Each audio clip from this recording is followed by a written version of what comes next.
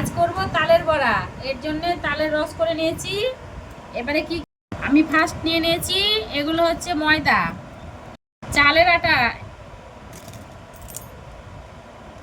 নুন, পরিমাণ মতো চিনি। চিনিটা অল্প দেবো কারণ তালটা এমনিতেই মিষ্টি। এবারে তালের রসটা দিয়ে দেবো। এভাবে আমি আটাটা মেখে নিব।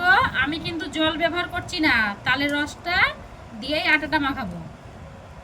ডিম দিয়ে দেবো দুটো, আর খাবার সোডা দিয়ে দেবো একটুখানি।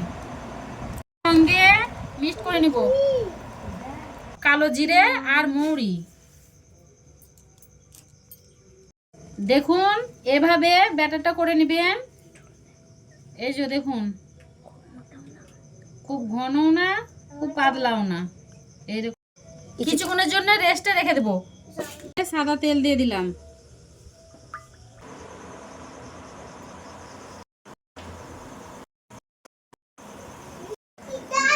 বড়াগুলো লো আঁচে ভেজে নিব।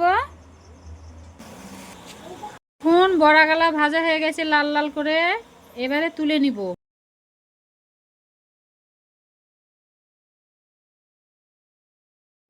দেখুন তালের বড়া রেডি হয়ে গেছে। এই যে দেখুন, একটা ভেঙে দেখায়, দেখুন আওয়াজ হচ্ছে যে দেখুন মচমচে।